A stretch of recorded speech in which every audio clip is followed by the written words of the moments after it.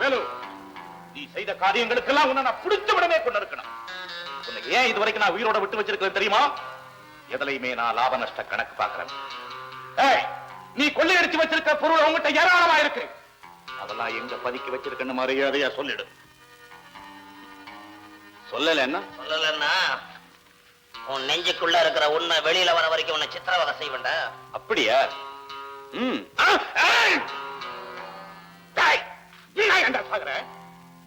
என் தம்பியை கொன்னதை கூட நான் மறந்துட்டேன்டா. வேலு, அந்த பணம் இருக்கிற இடத்தை மட்டும் சொல்லிடு, கொன்ன விட்டுறேன். நீங்க என் தங்கச்சியை கொன்னதை நான் இன்னும் மறக்கலையே. ஒழுங்கா எடுத்ததெல்லாம் கொடுத்துரு. அதை கொடுக்க வேண்டிய இடத்துல கொடுத்துட்டேன். பாத்தியாண்ணே, கொடுத்துட்டேன்னு பொய்யா சொல்ற நீ? ஊரை கொள்ளையடிச்சு நீங்க சேர்த்து வச்சீங்க. உங்ககிட்ட இருந்து எடுத்து அதை நான் ஏழை ஜனங்கிட்ட கொடுத்துட்டேன். கொடுத்துட்டியா? அத்தனை எங்களுக்கு சொந்தம்டா. எதுயா உங்களுக்கு சொந்தம்? என்னடா எதுன்னு கேக்குற? இந்த ஊர்ல இருக்கிற நிலம் வீடு எல்லாம் எங்களுக்கு தான்டா சொந்தம். இந்த ஊரையே நாங்க தான்டா படைச்சோம். நீங்களா?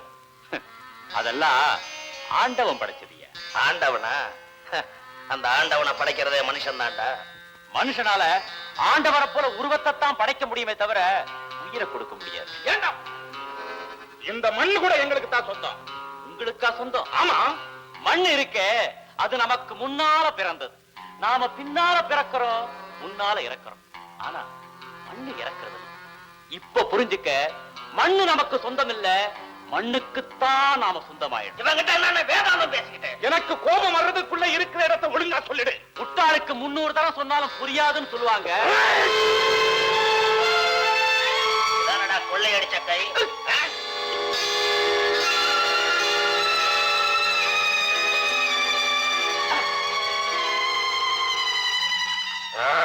தம்பி, இன்னைக்கு இதோட போதும். அப்புறம் வந்து சந்திப்போம். ஜாக்கிரதை.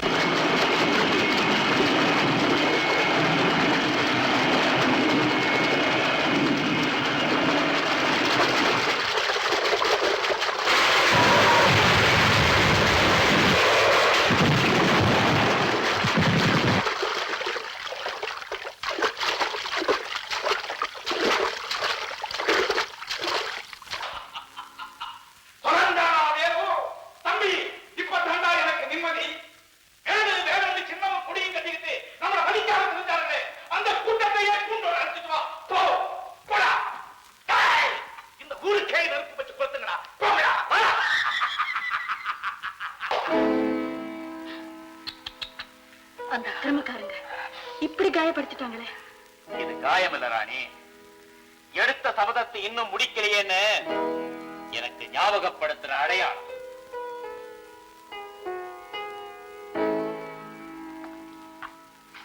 ஆமாங்க, காலம் கடத்தக்கூடாதுதான்.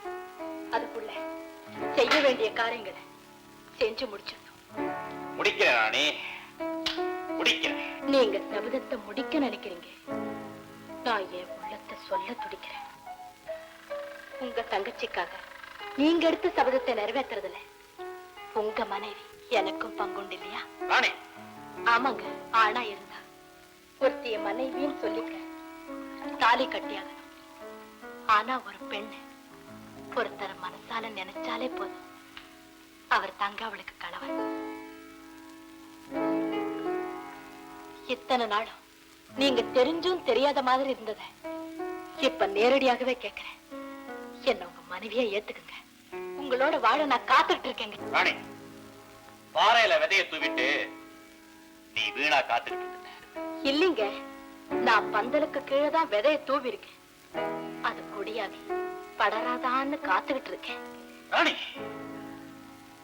நீ விளைய வேண்டிய பயிரு நான் விளைஞ்சு முதிர்ந்த கதிர். நீ ஒருத்தரோட சந்தோஷமா வாழ வேண்டியவ, நான் ஏற்கனவே ஒருத்தியோட வாழ்ந்துகிட்டு இருக்கிறேன். நான் கல்யாணமானவன் ராணி, கல்யாணமானவன்.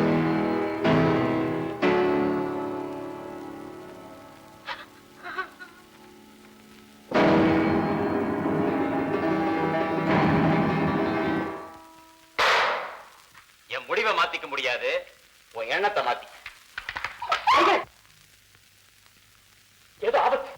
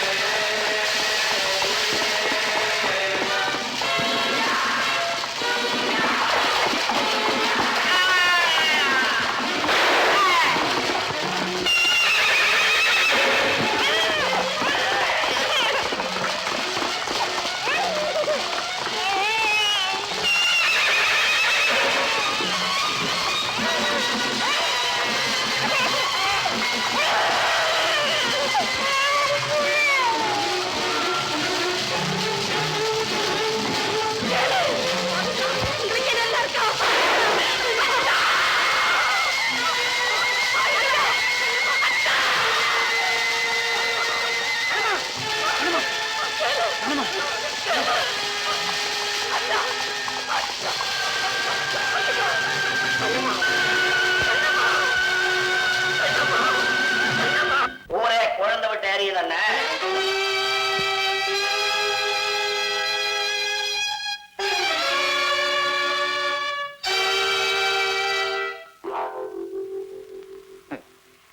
நான் இன்னும் உயிரோட தான் இருக்கேன்.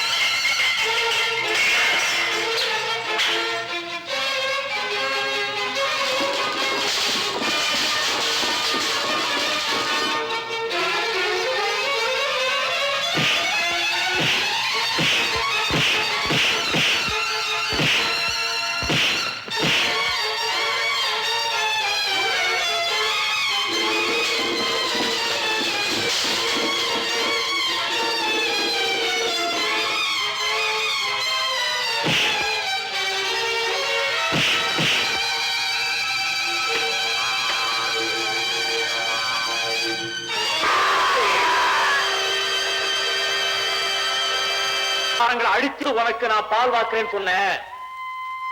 அந்த காரியத்தை நான் செஞ்சிட்டேம்மா, செஞ்சு முடிச்சுட்டேன்.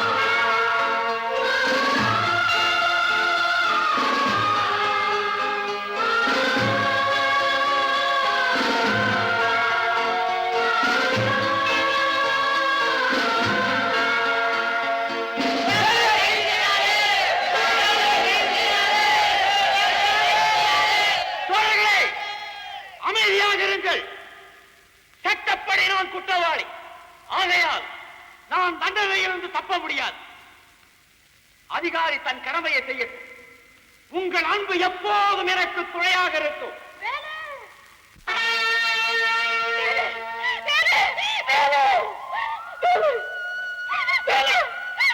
இந்த கோலத்துல பார்க்க வராத பிள்ளையா பெற்று நாம யாருக்கு என்ன கொடுமை செஞ்சோம்? கடவுள் நம்ம குடும்பத்தை இந்த நிலைக்கு ஆக்கிட்டானப்பா. அழாதீங்கம்மா, நாம அழுத காலமெல்லாம் போச்சு. நீங்க சாதாரண மகனை பெற்ற தாய் இல்லம்மா, அக்கிரமக்காரங்களை அழிச்சு ஊருக்கு உழைச்ச மகனை பெற்ற தாய். நீங்க கலங்க கூடாதுமா, கலங்கவே கூடாது.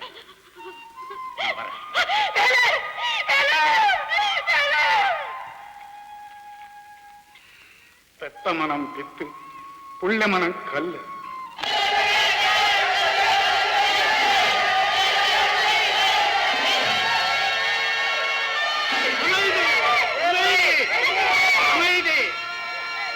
வேலு நல்லவனா இருக்கலாம், ஆனா சட்டப்படி அவன் குற்றவாளி.